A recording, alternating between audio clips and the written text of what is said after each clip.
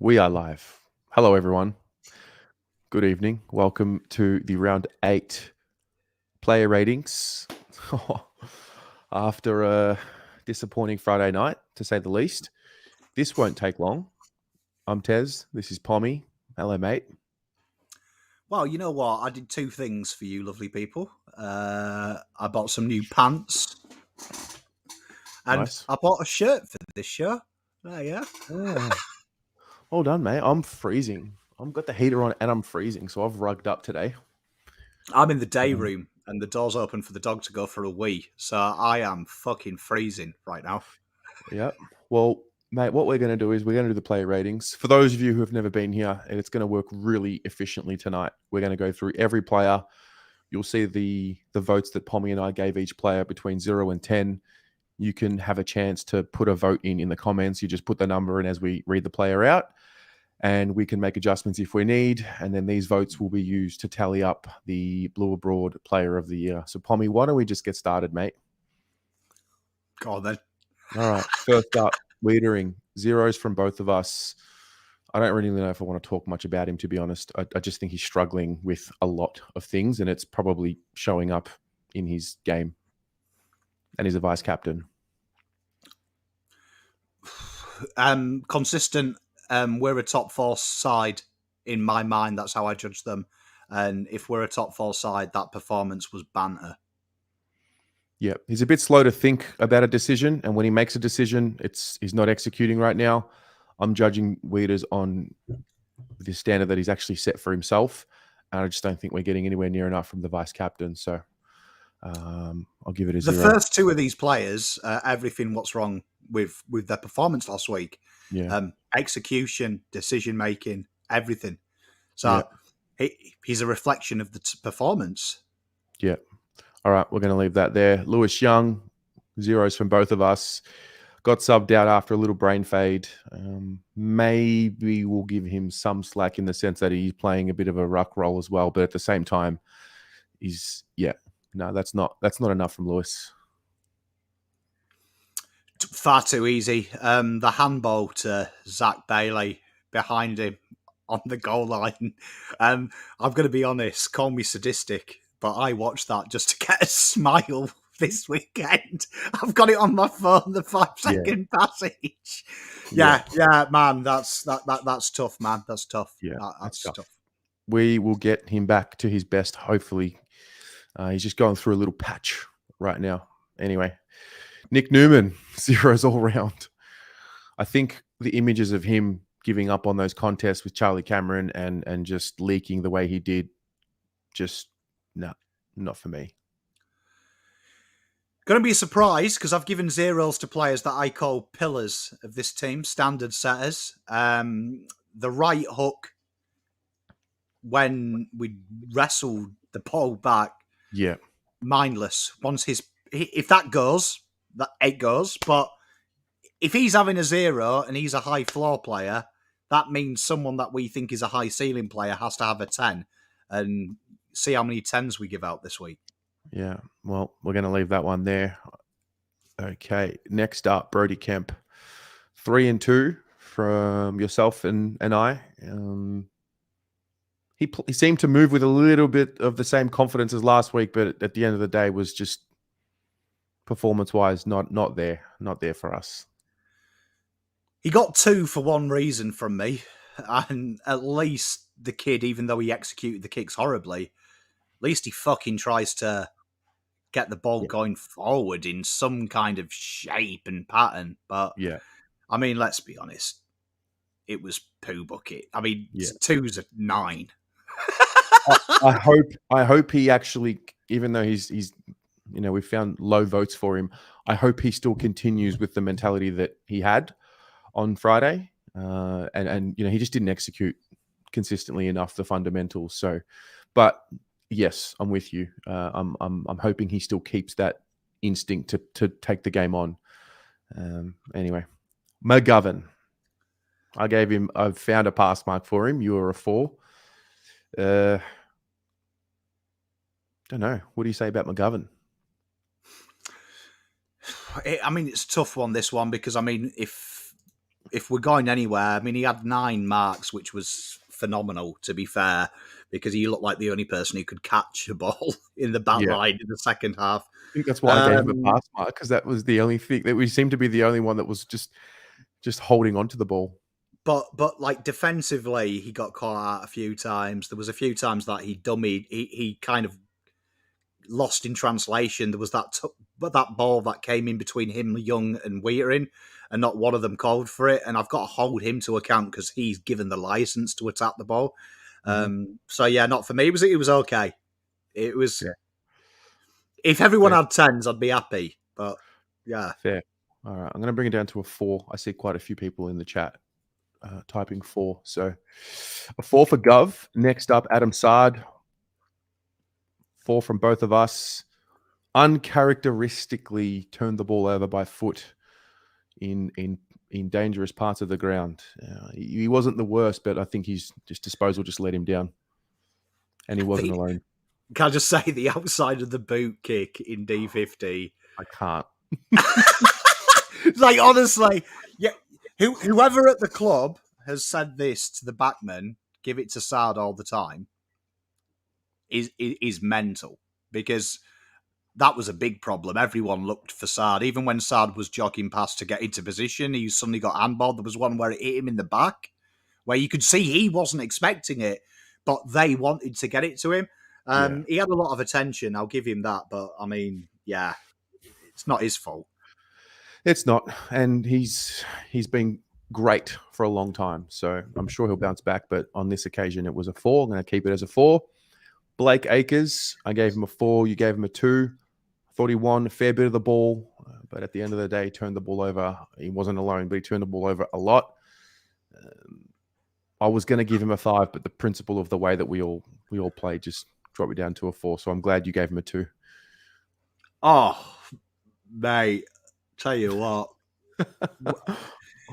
I look at Blake Acres. He's come in. He's a high floor player. He's not all Australian. But, I mean, if you're going to get the ball that many times and you're going to do what he did, some of them kicks, if he was Ollie Hollands, I'd forgive him. Yeah. But this guy here has been billed by Longmuir as a pressure player. Guys who he can rely on, and fuck me. No wonder Freo are in the shit if that's handling pressure. Mm-hmm. Fair. I love you, Blake, though. If you're watching, love you, buddy. No. First of all, we love everyone. We love all the players. There's nothing personal about this. This is just based on what we had to sit through and watch for 2.5 hours. So 4 0 0, a couple of zeros. I'm going to bring him down to a 3. I'll meet you halfway. I'll meet you halfway. Halfway. Cripper, I gave him a 0. You found a 1. I don't know what happened on Friday. Just a bad game. Just a poor game. Well held by the Lions. He copped a lot of attention. It was funny because him and Neil had bad games. I only gave him 1, really, because in the third quarter, when everyone else gave up, he actually was still tackling, where it was actually a weird game to watch for Cripps, because the rest of the midfield, I think, went just switched tackling off. At least Cripper did that. But, yeah, it's not for me. Not for me, no, Cripps. That's just nowhere near. That's just not going to help us move forward. Fair play to the Lions and whatever they did to stop him. But at the same time, like I judged our leaders harshly in this game. Walsh, Cripps, and Wiedering, I did, because it's a leadership principle, and we just didn't get what we needed from them. And I'm sure he'll bounce back, but no, I didn't see anything from him. The chat, quite a few zeros here. A -1. I'm happy to come down. All right, I'll leave that at a 0. Ollie, I gave him a 4. You gave him a 2. God, I gave him a 4 thinking I was being nice. I think he had 7 turnovers for the game, 6, look, first-year player, there's a lot of that, a lot of perspective, but also he works his ass off, but we're not rewarding effort anymore. It's a minimum standard, and I like that he brings that, just didn't use the ball very well. I gave him 2 for the fourth quarter. He had 10 touches in that quarter. Yeah, well. it felt like there was one player here who actually thought, fucking hell, there might be a game to win here. Yeah. To be fair, he's kicking. Carlton knew what they were going to get. That's what he was like as a kid. He's a guy that plays territory, but when we'll come on to the small forwards, when the small forwards do what the small forwards do, the old Zomba squad, no one's going to really clean that up. So it was a game I'd expect a young kid to play. Yeah, I still see the endeavour. Ryan and Melissa made a good point here. He's not Carltonised yet, so he's still got his buzz and electricity about him and his willingness. He hasn't quite been brought down by the disease that is Carlton playing against good sides. So Terry's at a low ebb here. No, I'm fine, mate. I'm great. I'm going to bring this down to a 3. I'm totally fine. Trust me, blood. I feel like it's when I forget to put the bins out for my wife, and she's like, "No, I'm fine." Sam Doc, I gave him a 6. You gave him a 5. This is one of 2 or 3 that I found actually passed on the day. Thought he, in his 150th as well. He, played the way I expect our players to play. Probably a fair call. It was a Doc game, wasn't it? I mean, this is the floor for Doc of what I expect. 150th game. Everyone shaved their head for him. He means so much to them. But third quarter game on the line to be run, people stopping running. I mean, that hurts. I don't know how Doc feels, but I, if I was part of that team, I don't know how I could have looked Doc in the eye as a man. Oh, of course they can, mate. They don't get punished for these sorts of things. It's just a game of football. I would have been in the corner vomiting. Yeah, because I would have ran myself into the ground. Yeah, imagine letting Sam Docherty down. It's all right. We shaved his head. We shaved our head 2 years ago for him. Yeah, I'm going to keep him at a 6. Josh Honey next. Ed Curnow.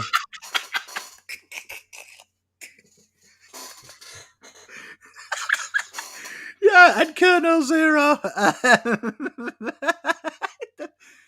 Yeah, I don't get it. I honestly don't get why Ed Curnow is in the side. If someone more in tune can give me a reason, otherwise saying, "Oh, he's got a bit of experience," has he? Okay. I'm with you. I think it may have had something to do with his pressure acts and the tackling. So I had a real good look at that part of his game. 5 pressure acts for the game, 1 tackle for the game. I don't actually know why I gave him a 2. Probably should have been a 0. I think he was a little bit better than a bare 0. It doesn't really matter at the end of the day, to be honest. All I have is the kick, the curl kick in the middle of the ground that just turned it over. And anyway, I'm going to bring that down to a 1 because I see a few zeros here in the chat. And I'm curious, does Kennedy come in for Curnow next week, or is that just not a position that we're looking at in the right way? Thank you very much, Ugur, for the 20. Hopefully a better performance. I'm with you, mate. Yeah. We'll come on to Kennedy later. We will. Charlie, gave him a 3. You gave him a 2. What'd you make of Charlie's game? I mean, to be fair, some of the entries into him were borderline bants, weren't they? Yes. I probably gave him a 2 because he tugged on my heartstrings when they blew the final siren. He looked like one of 2 players that I spotted who literally gave a shit. Like, he felt like me. Like, so at the end of the day, Charlie kicked 9 last week. And what scares me is he can't be expected to do it all the time, can he? And it felt like they were expecting that miracle. And let's be honest, Honey, Harris Andrews and Payne, their double act on McKay and Charlie was wonderful. And I feel for him because I think you should have switched them round at one point to try and give them something different. Yeah, definitely. Keep that at no, I'll bring it down to a 2. I see the chat. That actually broke me to give him a 2 as well, just so you know. I could have probably gone lower, but that's the benefit of being my favourite player. You get an extra couple. Fair. Dirds, I gave him a 3, gave him a 1. Didn't quite get enough. I mean, we got I think both the small forwards, we got a bit from them maybe when it was a little too late. Yeah, we're just not getting enough from them, are we? They just don't seem to be in the right place at the right time. People overcomplicate the analysation of this week. Right. And when I say basics, people look for advanced basics. But basics of a small forward are staying around your toes. And tell you what, we get the ball inside 50 a lot. These guys, him and Motlop, nowhere to be seen. Honey, don't know if there was someone cute in the crowd at the halfway line, but he spent his entire time broadcast side on the wing when the ball was entering inside 50, and Durden's better than that, man. So for me, yeah, he got his snag, happy days, but like, we need someone to lock it in. And he's one of them. This is what he's meant to be. Yeah, I mean, they both kicked 2 goals, so they kind of did their job, but there's context around the 2 goals. Both of them junk goals, though. Yeah. The chat says a lot of 1s and a 2, so I'm going to bring this down to a 2. Like, go and watch the VFL. Oh, he's never left 50. In fact, I don't think he went 30 metres away from the goals. God, we need always in immediately. Harry, I gave him a 0. You gave him a 1. I defended him this week. And yeah, we're struggling. He's struggling. We just can't seem to unlock him. To be fair to him, maybe the head clash. No. He's fine. But nowhere near enough for what we actually invest in Harry. No. Tell you what, Terry, giving him a 0 and the fan base when you all sold me. He double acts and he takes a man. I gave him 1 because you guys put a lot of onus in that. I feel ripped off. I should have given him a 0. Nah, I mean, it was a bad day for both him and Charlie, wasn't it, really? I gave him 1 because he took 2 of his marks exiting D50, which fucking gave me 10 minutes breather. So thanks for that. Yeah. All right. I'm gonna keep him at a 0 from what I see. Pitto, I gave him a 4. You gave him a 2. Yeah, just didn't get the job done on the day. Not our worst, but still need more.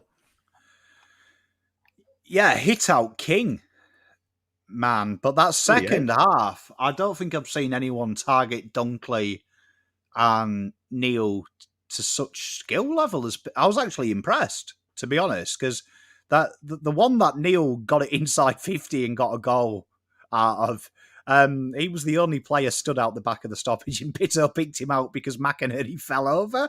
So that lost 3 marks for me. That lost 3 marks. It would have been a 5 if he hadn't done that one play. So 2. Fair. I'm gonna bring him. No, I'll keep him at a. All right, I'll bring him to a 3. Thought he was all right. I wanted to be categorized anywhere near some of the others that got that score. That was the only thing with me. Ches, okay. If there's one thing to smile about this week, it's Cerra. And I don't know if it's because the rest of his teammates just made him look a lot better than what he was, but I just thought he was one of few, and I mean like 2 or 3 that was actually up for it and up for the test and the challenge and mentally prepared for the night and actually honored what the night was for Doc and everything else and the fans and the club and everything. So yeah, he's tick of approval, I thought. It was a good game from him. Did I think it was world class? No. But compared to his mates, 10, 9, probably. But end of the day, Ches has just got something that a lot of people I don't think have. And that's a bit of pride in his performance, a little bit of perseverance, a little bit of respect for himself. And I don't want, like, I mean, come on. I mean, he's had 33 touches. 476 metres gained, 7 tackles. It's a good midfield game. Yeah. But also 1 turnover, which fantastic. But this is a team Yeah. team ethic, and he's part of the midfield group. So it was a very good game. But, do you know what I mean? Fair. I actually think we might bump up here because I see quite a few 9s. Actually, no, we're going to keep it at an 8. Sorry. Executive decision made. It was a good game, but yeah. Jesse, they're all part of the same blue tick, aren't they? They are. In my opinion. Jesse, you gave him a 2. I gave him a pass mark. Let's discuss. What did you think? He's there as a small forward. He's there to support his toes, to fix their problems. Talk about what you want. Tom Papley, all the great small forwards, Charlie Cameron, their job's to fix the fuck-ups when the tolls don't kick it. The tolls weren't holding marks. And time again, the ball fell inside 50. This guy was nowhere to be seen. Yeah. He was unsighted at times. So for me, to get a 5, you've got to do your job. And he didn't do his job. Yeah. What is his job? His job's a small forward. He's meant to be at the feet of his toes. He's meant to be at the feet of his toes. He's meant to be locking it inside forward 50. And half the time he's pissing about with Durden, with Honey, preparing for the ball to escape and tackle it. And these guys need to be a lot more counterintuitive and work a lot harder. It's all right getting out and defending and helping, but front and centre is your 101. Yeah. I think I fell. I mean, I like the fact that he kicked the 2, had the 7 tackles, had a pretty high rate of pressure acts compared to his teammates. So for me, it's for Jesse at this stage, it's more like bring the pressure, be at the drop of the forwards, and kick 1 or 2 goals a game. I don't think he was at the drop of the forwards consistently enough. But I mean, he's kicked his 2, had his 7. But nonetheless, fair enough. The chat, what do you say? The chat says a lot of 2s, a lot of 3s. All right, I'll bring this down to a 3. I think I also give him some slack because he's a second-year player, but just me being a bit too nice. We're here winning top 4, mate. Yeah. That's what we're here for. No time to develop. It's not the end of the world if we don't make finals. Haven't you heard? Maybe we'll talk about that tomorrow. Might not be to cookie. Yeah, we'll talk about that tomorrow. Can't wait. Sam Walsh, we both gave him a 4. What'd you think? See, Chesney, he's part of the midfield group that, to be honest, didn't dictate any passage of play. And see what I said about Newman. This guy is a guy that I know is going to get 6, 7 every week. And even he was down. He was making horrendous kicking decisions. He looked like a man that had 8 thoughts every time he had the ball. And fortunately, he ran the game out well, but not good enough for me. Yeah. Never falters on his application to the contest. This was more of an execution thing. I think he led the team in turnovers. Yeah, 7 turnovers for the game in a game which we conceded 11 or 12 goals from turnover. Can't fault the application, but you can fault the execution. So, and also a vice captain. So that was that. Jack Silvagni, I gave him a 2. You gave him a 1. After a fortnight of some solid performances, I don't think he got it done Friday night. For me, if anyone's got him over a 4, it's blatantly because of his surname. And that's Pomfax there. Look at his role, high half forward. He's had enough games now as a full-time forward after the debacle of playing him in the ruck. But decision-making, 60 out, horrible. Do you know what I mean? Horrible.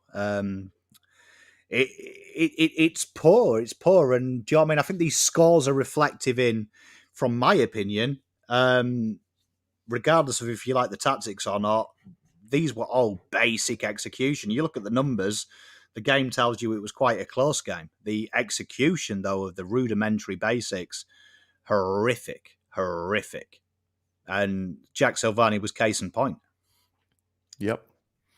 And I keep him at a 2 from what I see in the chat.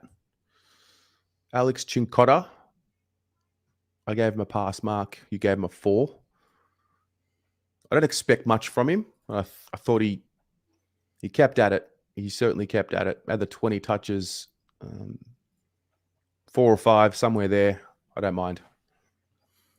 You walk through the white line. I don't care about your backstory. I don't care about how you got here. I don't care about your history. Truth be told, I don't care about your family situation either. I care about you're ready. You're good enough. The coach has said it. I thought it was a good game. Second half, though, he suffered from the rest. He went bizarre with how he moved his ball as well. He stopped being a bit direct. He stopped being direct. So want him to stick to his basics and his instincts. His instincts are being offensive, and we need that down back. Fair. The chat says 4, 5s, 6s, quite a few 5s here. All right. Nothing there to change. And I actually think, Kennedy needs a vote. You gave him a 7. Love it. Love it. 26% game time or something like that. And looked like he was better than probably 80% of his teammates in a quarter. I don't often complain about team selection because, truth be told, I don't care enough about who they play.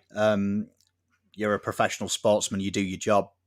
He came on, and you know what? It was actually, I watched it again this morning before we finalised these. He picked the ball up and he attacked and he tried to bring people with him. And the times he did make mistakes, people didn't get anywhere near him.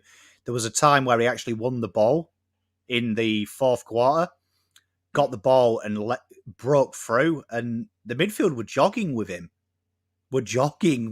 Like, he actually outpaced them, and Kennedy's not fast.